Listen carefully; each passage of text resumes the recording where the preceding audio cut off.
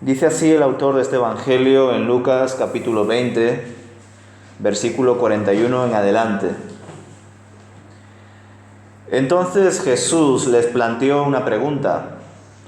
¿Cómo es que se dice que el Mesías es hijo de David? Pues David mismo escribió en el libro de los Salmos: el Señor le dijo a mi Señor, siéntate en el lugar de honor a mi derecha, hasta que humille a tus enemigos y los ponga por debajo de tus pies. Si David llamó al Mesías Señor, ¿cómo es posible que el Mesías sea su hijo? Entonces, mientras la multitud escuchaba, se dirigió a sus discípulos y les dijo: cuídense de los maestros de la ley religiosa, pues les gusta pavonearse en túnicas largas y sueltas, y les encanta recibir saludos respetuosos cuando caminan por las plazas. Y cómo les encanta ocupar los asientos de honor en las sinagogas y sentarse a la mesa principal en los banquetes. Sin embargo, estafan descaradamente a las viudas para apoderarse de sus propiedades y luego pretenden ser piadosos haciendo largas oraciones en público. Por eso serán castigados con severidad. Mientras Jesús estaba en el templo, observó a los ricos que depositaban sus ofrendas en la caja de las ofrendas. Luego pasó una viuda pobre y echó 2 monedas pequeñas. Les digo la verdad, dijo Jesús, esta viuda pobre ha dado más que todos los demás, pues ellos dieron una mínima parte de lo que les sobra. Pero ella, con lo pobre que es, dio todo lo que tenía. Hasta aquí vamos a tratar con estas palabras del Evangelio según Lucas en el día de hoy. Ya sabemos por la secuencia anterior que Jesús acababa de responder acerca de la resurrección a los saduceos, también conocidos como maestros de la ley. Junto con los escribas, eran personas muy tradicionales, pero ellos especialmente. De hecho, tenían problemas con los fariseos porque los saduceos enfatizaban mucho en los primeros 5 libros de la Biblia, como lo compartí en el domingo. Jesús aprovecha esta situación donde, por supuesto, nadie se atreve a hacerle más preguntas, tras la forma impresionante y sabia y prudente con la cual Jesús respondió a esta pregunta acerca de la resurrección. Y es por eso que Jesús les plantea una pregunta a ellos y, por supuesto, a los que están presentes. Y les dice cómo es posible que el Mesías, que se supone que viene del linaje de David, cuando David escribió su salmo, concretamente el salmo número 110, ¿por qué dice que el Señor le dijo a mi Señor que va a poner a sus enemigos bajo sus pies y que se ponga en un lugar de honor a la diestra de Él? Por supuesto, Jesús no ha dejado atrás la temática anterior. Ya sabéis que estos saduceos se estaban burlando de la creencia de Jesús y también de los fariseos y le preguntaron, ¿no? Si una mujer que está casada con un hombre y luego se casa con su hermano y luego con otro hermano y así con 7 hermanos y los 7 fallecen sin descendencia y ella fallece en el día postrero, ella, ¿con cuál de todos esos maridos que ha tenido en esta vida va a estar? Porque ellos no comprendían cómo era la vida eterna en la presencia de Dios. Pues Jesús, desarrollando ese misterio de cómo es posible la vida eterna distinta a esta vida, aquí nos está hablando incluso de esa paradoja que se presenta en la revelación, porque por un lado, por supuesto que Jesús viene del linaje de David, Jesús es el Mesías, Jesús nació en un contexto, en un tiempo y un espacio determinado, pero Jesús existía antes de todas las cosas. Jesús existía desde el principio. Y claro, evidentemente los maestros de la ley y los escribas no tenían este discernimiento, no entendían esta revelación. Es por eso que Jesús les pregunta para hacer ver al pueblo que aunque vayan por ahí dándoselas de sabios, no comprendían textos como este Salmo número 110, versículo 1. Después de poner en entredicho a los escribas, a los maestros de la ley, que o bien no respondieron porque no sabían qué responder, o porque Jesús tampoco les dio mucho tiempo, porque acto seguido Jesús, aprovechando que estaba rodeado de las multitudes y con sus discípulos cerca, versículo 46, empieza a compartir grandes advertencias sobre estos maestros de la ley, diciendo: cuídense de los maestros de la ley religiosa, pues les gusta pavonearse en túnicas largas y sueltas, y les encanta recibir saludos respetuosos cuando caminan por las plazas. Jesús está denunciando públicamente la hipocresía del liderazgo religioso de aquella época. Por supuesto, Jesús sabía lo que tenían ellos en su corazón. Es más, ¿cuántas cosas Jesús podría haber denunciado de ellos con nombres y apellidos? Pero solamente mencionó ciertas cosas. Por supuesto, Jesús era una persona totalmente distinta a ellos. Él no llevaba ropa tan distinguida como lo llevaban ellos. Él no se preocupaba por estar en grandes eventos y ponerse directamente en las primeras filas. Él no tenía esa visión, porque Jesús no buscaba agradar a los hombres, a las personas, sino que lo que buscaba era cumplir la voluntad de su Padre. Sin embargo, los maestros religiosos no solamente no tenían un conocimiento real de Dios, no tenían una relación con Dios, sino que en definitiva habían construido una vida religiosa en la cual vivían de las ofrendas y de la manipulación hacia el pueblo. Las advertencias que comparte Jesús a sus discípulos sería semejante a decir hoy en día en las iglesias algo así como: cuidaos de aquellos pastores, misioneros, fundadores de iglesia, que les encanta ir bien vestidos, llevar trajes y corbatas llamativas, que les encanta hablar con palabras bonitas, sentimentales y elocuentes, que se sienten importantes por tener varios títulos teológicos y ser invitados a grandes eventos y festividades, que buscan ser nombrados y reconocidos por todo, y que quieren ser respetados y aceptados sin ningún tipo de corrección, observación o comentario constructivo. Sería algo semejante decir esto ahora a las iglesias, a lo que dijo Jesús en aquel tiempo. Por supuesto, el cómo vistes, qué has estudiado y cómo enseñas es importante. No vas a predicar o pastorear en tirantes o en chanclas. No vas a enseñar sin ni siquiera tener un mínimo conocimiento de teología y de Biblia. Por supuesto, no vas a hablar en el púlpito como si estuvieses en el bar. Obvio que no. Pero el problema no es estas cosas, como visten, ni tampoco lo que han estudiado. El problema es creer que por llevar cierta ropa de marca, cierta elegancia, por tener varios diplomas teológicos y por supuestamente tener mucha experiencia o de algún modo haber hecho grandes cosas en otras iglesias, que ya solamente por eso creas que la gente debe de escuchar todo lo que tú dices y simplemente decir amén. Por supuesto que no. Estamos para aprender siempre como iglesia los unos de los otros, a compartir inquietudes, a tratar la palabra de Dios con respeto. Como una vez dijo un predicador, da igual si tienes 40 grados universitarios en teología y otras ramas del conocimiento, pues si no estás en comunión con Dios, estarás frío espiritualmente.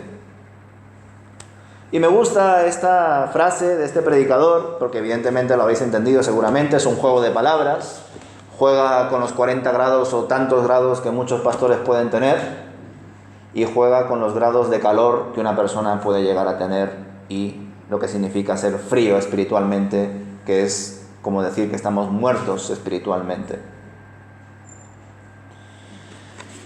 Y por supuesto, cuando hablamos de el testimonio del trabajo de los líderes, nos damos cuenta de que muchas veces eso se produce no solamente por su propia corrupción, por su propio pecado, sino porque en algunas ocasiones el pueblo lo permite, el pueblo incluso lo sostiene, lo alimenta. Y esto, pues desgraciadamente es algo que no solamente pasó en los tiempos de Jesús, sino que también pasa ahora, en el mundo evangélico de hoy.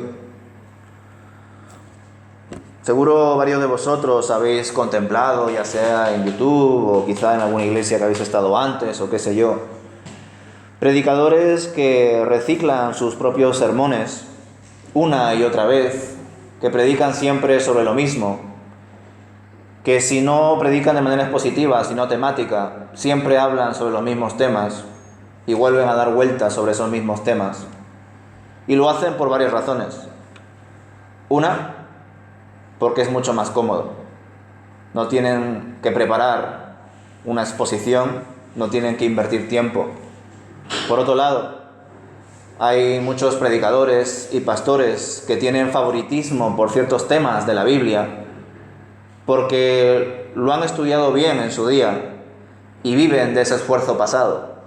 No les gusta tratar textos bíblicos distintos y temas bíblicos distintos, porque tienen pereza de estudiar, de investigar y además autoexaminar su corazón a la luz de la palabra de Dios. Genera cierto rechazo también, hermanos, ver cómo algunos conferenciantes en nuestro mundo evangélico de hoy escriben un sermón, un taller, una charla o algo por el estilo y lo predican exactamente igual en 20 iglesias, como si todas las iglesias fuesen las mismas, como si todos los contextos fuesen los mismos. Es más, cuando observo eso, hermanos, cuando observo esos conferenciantes, predicadores itinerantes que van de un lado a otro hablando sobre, qué sé yo, algunos hablan sobre la santidad, otros hablan de la ansiedad y tienen un gran sermón sobre ese asunto, sobre ese tema. Y como son famosillos, pues son invitados a muchas iglesias, incluso a veces vienen de otros países, porque vamos, es Pepito que sabe esto y ha hecho aquello y va a predicarnos de esto aquí también. Y cuando observo esas cosas, hermanos, en nuestro mundo evangélico de hoy, me pregunto, ¿qué ha pasado? ¿Solo Dios le ha revelado a esa persona lo que dice la palabra de Dios acerca de la santidad? ¿O acerca de la ansiedad? ¿O acerca de cualquier tema que aparece en la Biblia? ¿No existen pastores y predicadores de Dios, por ejemplo, en este país, que puedan predicar de la palabra de Dios y que tengamos que traer a un supuesto profeta, ungido o apóstol de otro lugar para que nos venga a contar las verdades del Evangelio? Pues, hermanos, cuando por supuesto analizo estas cosas, pienso en cómo el Señor muchas veces nos advierte en su palabra de estas cosas. Porque debemos de recordar que cuando Jesús habla a sus discípulos y les advierte, esa advertencia no solamente es para sus discípulos, es para los discípulos de sus discípulos. En definitiva, es para nosotros, que somos la siguiente generación de la siguiente generación de la siguiente generación. Y cuando contemplo estas cosas, hermanos, del pueblo de Israel en los tiempos de Jesús, en cómo se mantenía esta corrupción, por supuesto, esta corrupción se mantenía porque muchos, por ignorancia, por presión, por recibir la supuesta bendición de los maestros de la ley, de los fariseos y de los saduceos, le decían amén a sus líderes sin pensar en lo que estaban enseñando. Por eso pienso que hoy en día hay iglesias evangélicas que por supuesto son víctimas de estos falsos pastores y maestros, pero que hay algunas iglesias, hermanos, que por una cosa u otra tienen lo que se merecen, pues contribuyen a que la corrupción del liderazgo religioso continúe, hermanos.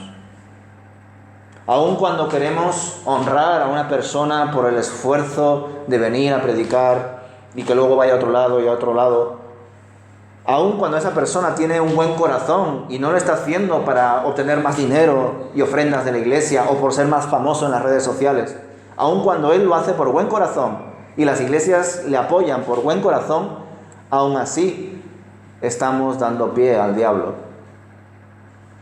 ¿Por qué? porque somos seres humanos. Y al ser humano le encanta recibir adoración de otros. Pero la única adoración, la única honra y honor, como hemos cantado, es solamente para Dios. Cuando hacemos creer a una persona que por sus 2 títulos en teología, por su experiencia, por su preciosa familia y por lo que sea que tenga, es merecedor de que se le pague un viaje en avión, de que se le dé tantas cosas para que dé una charla allí y luego allá, estamos generando una dependencia por la exposición de esa persona, por lo que va a decir. ¿Y qué pasa con los hermanos seminaristas, pastores, diáconos y hermanos en la fe que quizás no han ido al seminario pero que conocen la Biblia? Porque la Biblia no solamente está en la facultad. ¿Qué pasa con ellos, hermanos? Ellos también tienen acceso a la palabra de Dios. Por eso, hermanos, incluso cuando hay predicadores, conferenciantes que con buen corazón se preparan académicamente y luego también tienen un buen testimonio y van a predicar a muchos sitios, aún ellos se pueden ver tentados por la fama, por el dinero, por la necesidad que tienen tantas comunidades, por lo que va a decir. No sé si habéis oído alguno de vosotros acerca de la Fundación RZ. La Fundación RZ es, o era, una organización internacional que se encargaba de exponer la Biblia en términos de apologética, de defensa de la fe, de conferencias y movimientos que lo que buscaban era generar diálogos con otras denominaciones y especialmente con gente no creyente. Desde luego, la Fundación RZ ha sido una de esas organizaciones que ha ayudado o ha intentado promover el diálogo en las universidades y en las iglesias acerca de las doctrinas fundamentales de la fe e incluso saber exponerlas a personas que se consideran, pues, ateas o agnósticas. La Fundación RZ se llama así porque su fundador, su mayor líder, se llamaba Rabbi Zacarías, de ahí RZ. Este hombre, por supuesto, impulsó esta fundación, apoyó esta fundación y era la cara de esta fundación. Desde luego también esta fundación llegó a España y ha hecho una labor junto con otras organizaciones. Cuando este hombre falleció y durante también su vida hubo algunas denuncias, pero en los juicios se llegó a demostrar de que eran falsos aparentemente esas denuncias, esas malas acciones. Pues tras su muerte al final se acabó descubriendo que este gran predicador y fundador tenía una doble vida, que desgraciadamente había cometido varios actos inmorales, que vivía de una forma totalmente opuesta a lo que él decía e incluso defendía, porque era apologeta. La fundación decidió, por supuesto, parar todo y cambiar el nombre de la fundación, porque era Rabbi Zacarías. Dejaron de producir todos sus libros, todas sus campañas evangelísticas, todas sus actividades en definitiva. Hoy en día esta organización tiene en algunos países otro nombre y bueno, no sé hasta qué punto pues continúan adelante. Pero es bastante particular, hermanos, cómo estas decisiones se han tomado a posteriori, porque si lo pensáis, hermanos, dentro del mundo evangélico, dentro del reino de Dios, por más que un hermano ofrende muchísimo en una iglesia, por más que un hermano funde una ONG o una fundación, si verdaderamente un hermano entiende que la única honra y gloria y reconocimiento es a Dios, ¿hasta qué punto una persona va a permitir que se le ponga a una fundación su nombre? Y las personas que rodean a esa persona van a permitir que sea su nombre el que resalte en toda campaña y evento y conferencia. Es decir, me llama la atención que debido a estos actos, vamos a quitar el nombre de esta persona. Cuando desde el principio no debería haber estado este nombre, porque todas nuestras iglesias, ONGs, asociaciones, lo que buscan es más bien resaltar el nombre de Dios hasta incluso en los nombres de nuestras iglesias. Hay iglesias que se llaman, pues, Cristo vive, Encuentro con Dios, etc. Imaginaos que viene un misionero y abre un punto de misión y predica y genera un equipo y se construye una iglesia, y que como él ha incentivado todo y ha puesto la ofrenda para ello, la iglesia se llame Iglesia Evangélica de Pepito. Pero más allá de eso, hermanos, cuando nos damos cuenta de estas cosas, por supuesto tenemos que reflexionar como evangélicos, porque es fácil señalar a la persona que se ha equivocado, más aún cuando no se puede defender porque ya había fallecido. Pero por supuesto, cuando estamos en una iglesia, hermanos, cuando estamos en una asociación, aunque haya una persona principal, aunque haya un pastor principal o un misionero principal, lo que sea, el equipo que trabaja con ellos, el consejo de diáconos, el consejo de ancianos, el consejo de lo que sea, y por supuesto toda la iglesia, tiene el deber de vigilar a sus líderes, de cuidar a sus líderes. Por eso, hermanos, cuando en una iglesia un líder falla, la iglesia falla. Y cuando en una iglesia la iglesia falla, el líder falla también, por supuesto. No en la misma medida, pero formamos parte muchas veces de esa corrupción. Y Jesús eso lo sabía, hermanos. Por eso Jesús no solamente denunció: cuidaos de estos maestros de la ley, que abusan de las viudas, que van a los eventos, que se visten muy bien con túnicas largas y que tienen esa palabrería. No solamente Jesús hizo una denuncia, sino que fundó una piedra angular bajo su ministerio, bajo su persona, bajo su obra, bajo la fe, junto con discípulos con los que convivió para promover el evangelio de verdad. Y cuando nosotros descubrimos que hay líderes de doble vida o movimientos evangélicos que desgraciadamente no son evangélicos de verdad, que no son bíblicos, no solamente debemos de detenernos en denunciarles, en señalarles, sino en también examinarnos a nosotros mismos. Evaluar cómo estamos nosotros siempre. Como he dicho, esta organización supo retractarse. Pero ¿qué pasó? Me pregunto yo, y por supuesto ya no he investigado más. ¿Qué pasó? ¿Qué ha pasado con todas aquellas personas que tenían el deber de velar por su fundador, de cuidarle, porque era un equipo también de trabajo? Por supuesto, hermanos, cuando nos damos cuenta de muchas veces cómo funcionan las iglesias evangélicas hoy en día, nos llegamos a plantear de hasta qué punto estamos siendo de testimonio, hermanos.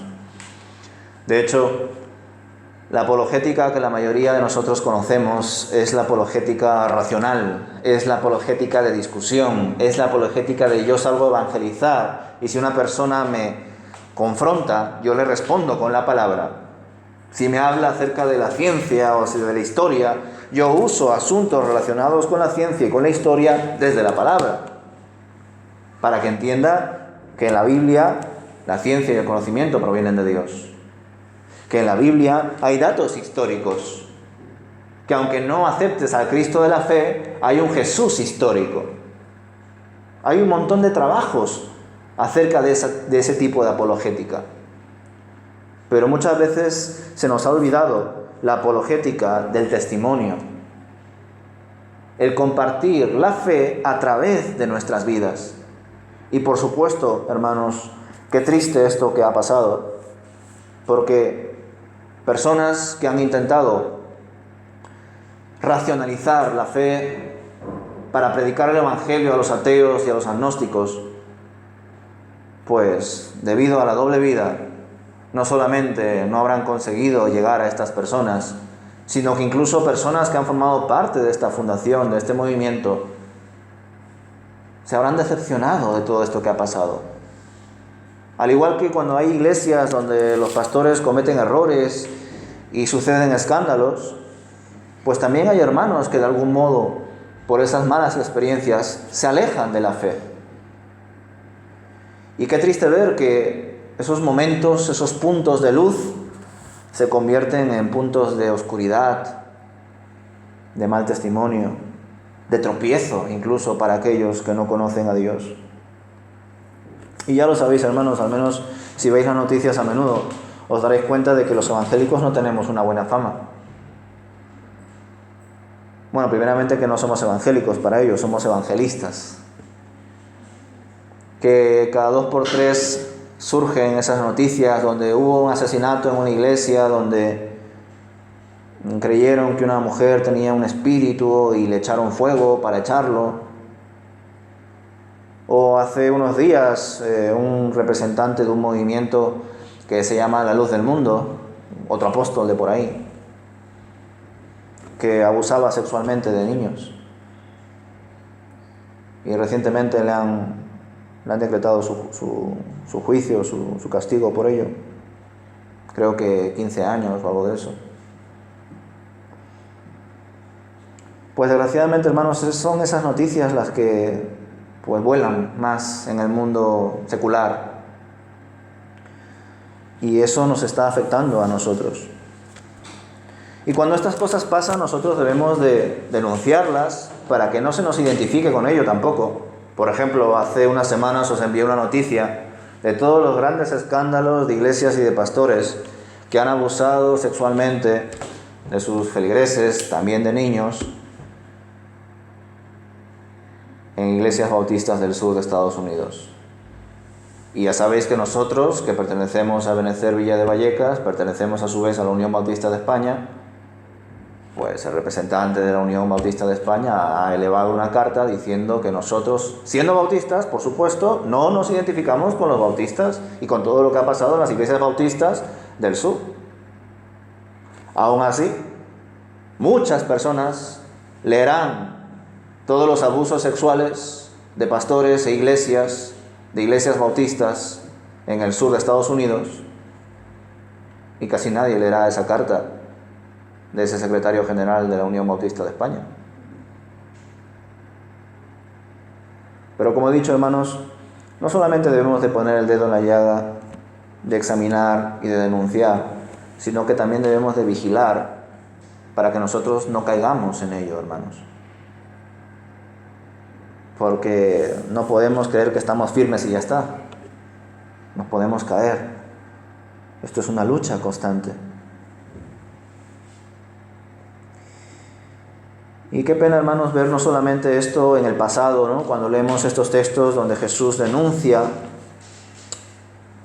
la corrupción del liderazgo religioso. Qué pena ver que hoy en día es mucho peor. Pero por otro lado, como lo veremos el domingo, el futuro de un creyente no es muy alentador siempre y cuando pensemos en el futuro de esta vida. Porque el futuro en general, por decirlo así, o el destino eterno de nuestra vida es precioso. Es estar en la presencia de Dios por la eternidad. Es la vida eterna, es el cielo.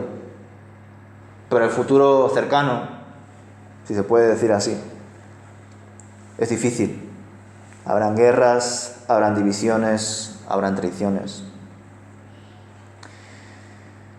Mira cómo dice Jesús en el versículo 47. Estafan descaradamente a las viudas para apoderarse de sus propiedades y luego pretenden ser piadosos haciendo largas oraciones en público. Por eso serán castigados con severidad.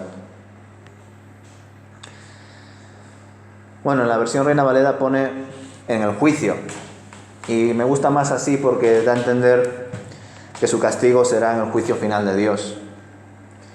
Y qué bueno también saber nosotros, hermanos, que habrá un juicio final de verdad, porque muchas veces los juicios que hay en nuestros entornos, ¿verdad?, no son justos, pero el juicio de Dios es totalmente justo.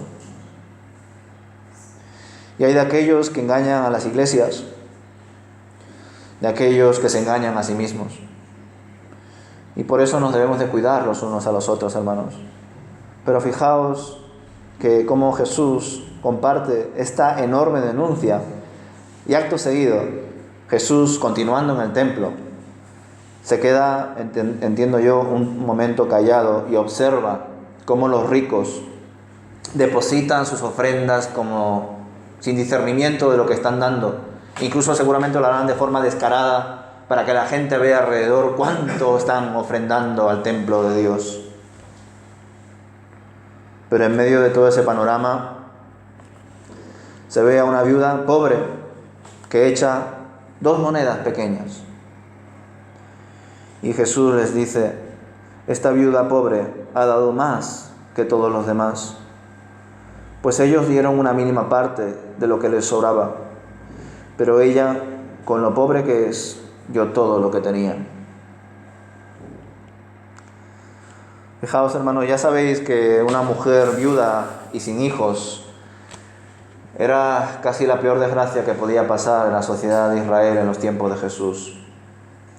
Porque generalmente una persona viuda sin hijos era una persona mayor, por tanto su padre no le podía mantener, no tenía marido porque era viuda y tampoco tenía hijo varón que le pueda ayudar. Por lo tanto, en el mejor de los casos, un pariente masculino cercano le podría apoyar o quizá tener pues alguna vivienda o posesiones que le puedan sustentar. Pero fijaos que hasta en esos casos, tan miserable es a veces el corazón humano, que estos maestros de la ley manipulaban a estas viudas sin padre, sin marido, sin hijo, para quedarse con sus casas, hermanos. ¿Os suena esto familiar? Yo creo que sí. Hoy en día se ven todavía noticias de líderes, apóstoles, pastores, profetas, que le dicen a sus feligreses: ofrenden todo lo que tengáis, dadle al Señor y Él os lo devolverá multiplicado por 10, por 1000. Y hasta incluso usan este texto: aprended de la viuda que lo dio todo, dando vosotros también. Y aprovechando muchas veces el temor de algunos hermanos, la manipulación o el mal entendimiento, la ignorancia por no conocer las Escrituras, las personas diezman y ofrendan y dan todo porque creen que van a recibir más. Y luego esas iglesias, macroiglesias, megaiglesias, viven y funcionan de manera ridícula, hermanos, juntando a un número de gentes que ni ellos mismos pueden pastorear, teniendo coches y hasta jet privados, como si fuesen personas que necesitan estar en muchos lugares, porque claro, son los ungidos de Dios. Dios les da la revelación solamente a ellos, al resto no. Qué triste es ver que todo eso sigue pasando hoy en día, hermanos. Y cuando observo este acontecimiento de la viuda, no solamente veo un acto de fe, hermanos, por supuesto veo un acto de responsabilidad, de conciencia, porque yo entiendo que esta viuda dio, evidentemente, como dice el texto, de lo que tenía, y dice el texto que dio 2 monedas. Cuando pienso en la ofrenda de esta viuda, pienso que esta viuda, independientemente de lo que tenga, en medio de todo ello, evidentemente también tendría que comer, apartó un dinero para dárselo al Señor, para dárselo al templo. Desgraciadamente vemos, y lo veremos más adelante cuando se hable un poco de la arquitectura del templo de Israel, que estas ofrendas se usaban en la mayoría de los casos para mal. Pero ella no lo estaba haciendo por el templo, no lo estaba haciendo por los maestros de la ley, lo estaba haciendo por Dios. Al igual que nosotros entendemos que en la iglesia ofrendamos no por cosas del templo o por el pastor, se ofrenda a Dios una pequeña parte de todo lo que Dios nos da. Pero lo que más destaco de este acontecimiento, de este bonito evento, es que la viuda ofrendó de manera consciente, no como los ricos que ofrendaban sin discernimiento, que daban lo que les sobraba, pero ni siquiera sabían lo que les sobraba, daban por dar. Sin embargo, esta viuda dio 2 monedas, hermanos. Y yo creo que eso es algo bonito de la ofrenda, ¿no? Que no solamente es cuestión de dar para apoyar a la iglesia, que lo estás dando para el Señor, sino que incluso el hecho de darlo, bueno, cada uno lo va a dar a su manera, ¿no? Pero el hecho de dar la ofrenda nos ayuda a organizar nuestras vidas. Porque, pues sí, habrán hermanos que, pues de vez en cuando cogen lo que tienen en su billetera y lo dan. Y, pues muy bien. O que quizá algún mes pueden dar aquello y otro mes lo otro. Pero cuando entendemos que la ofrenda es un acto de amor consciente y responsable, la ofrenda nos ayuda a pensar en cómo vivimos, en nuestros ingresos, en nuestros gastos. Y yo sé que hay personas que somos más organizadas y otras menos. Sé que hay personas que seguramente elaboran un presupuesto anual de sus ingresos familiares y de sus gastos. Otros quizá lo hacen de manera más rudimentaria, pero se organizan. Pues cuando pensamos en las ofrendas, hermanos, pensamos también en ello. Y qué bueno es pensar en eso, porque Dios, incluso a través de las ofrendas, nos ayuda a ser responsables y organizados. Porque cuando hacemos un presupuesto de lo que tenemos y de los gastos, y a partir de ahí apartamos una cantidad, lo estamos haciendo por amor, para el Señor, de manera consciente, de manera responsable, y todo eso nos ayuda a organizarnos mejor también como creyentes. Porque la fe, hermanos, la relación con Dios, no solamente se limita a la espiritualidad. Dios lo está renovando todo en nosotros, absolutamente todo. Nuestra forma de pensar, nuestra forma de trabajar, nuestro deseo por educarnos, por esforzarnos, por ser más excelentes. Qué pena aquellas personas que entienden que lo espiritual solamente está relacionado con la iglesia. Por supuesto que no, va más allá. Yo en parte soy uno de ellos, ¿eh? Es cierto que para mí también me ha costado reflexionar en aspectos, comportamientos, actos que muchas veces lo relaciono con algo más de afuera, algo no religioso. Pero cuando entendemos, hermanos, que Dios está en todas partes, cuando rompemos con esa idea que, por supuesto, varios maestros de la ley, fariseos, saduceos, tenían, de creer que la presencia de Dios estaba limitada al templo, al lugar santísimo, cuando entendemos que Dios está aquí y está en nuestro hogar y allá donde cada uno vaya, pues andamos con esa certeza, con esa confianza, y allá donde estemos, Dios está con nosotros y nosotros estamos siendo transformados de manera constante. Así que, hermanos, aquí, como podéis ver, nos encontramos ante una denuncia de toda la corrupción del liderazgo religioso en la época de Jesús. He intentado plantearos cómo se podría, ¿verdad?, traspasar, se podría trasladar al lenguaje de hoy, a veces la hipocresía de los líderes religiosos. Por supuesto, os pido también oración por mí y por todos aquellos que están pastoreando, porque, como os he dicho, somos personas que estamos expuestas, somos dianas fáciles y ya sabéis quién tira el dardo. Y el mero hecho solamente de estar al frente de otras personas y de ser escuchado ya es una gran tentación, porque da la sensación de que uno está aquí enseñando y dándolo todo, ¿no? Dando una experiencia que el otro supuestamente no tiene, y no es así, hermanos. Estamos aprendiendo los unos de los otros, estamos creciendo los unos de los otros, y eso no lo debemos de olvidar. Qué triste sería la vida si fuese como a veces creemos que es. Qué triste sería nuestra vida, hermanos, si el único momento en el que tenemos para acercarnos a la Biblia es el domingo y el viernes. Pero no, tenemos el privilegio de acercarnos a la Biblia todos los días, por la mañana, por la tarde, por la noche, cuando quieras. Es más, si haces el ejercicio de memorizártela, más aún, más acceso vas a tener a sus enseñanzas, sus promesas, sus bendiciones, sus desafíos, sus exhortaciones. El liderazgo de las iglesias, hermanos, veo que cada vez, en muchos casos, está peor y me entristece personalmente.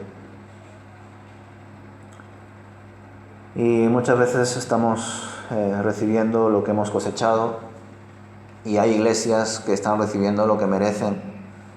Y ojalá eso que están recibiendo, que en algunos casos es juicio, es castigo, les despierte, porque el Señor siempre nos da una nueva oportunidad. Pero desgraciadamente cuando surgen estos movimientos evangélicos que apoyan a líderes falsos, desgraciadamente no solamente les afecta a ellos, nos afecta a todos. Así que oremos también, hermanos, por el testimonio de los que somos de verdad cristianos.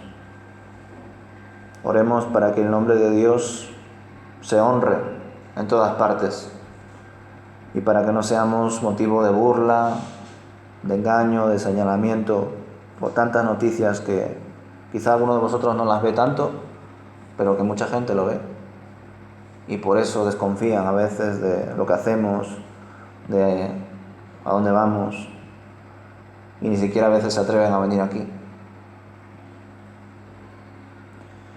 Esperemos que el Señor rompa estas limitaciones, que trabaje en nosotros para que no solamente sepamos discernir estas cosas, sino autocorregirnos, empezar ese discernimiento en nosotros, pero también cuidar los unos de los otros, de nuestros hermanos, de nuestros diáconos, de nuestros pastores, porque todos necesitamos ayuda por parte de Dios y por parte de su iglesia. El Señor nos bendiga, hermanos.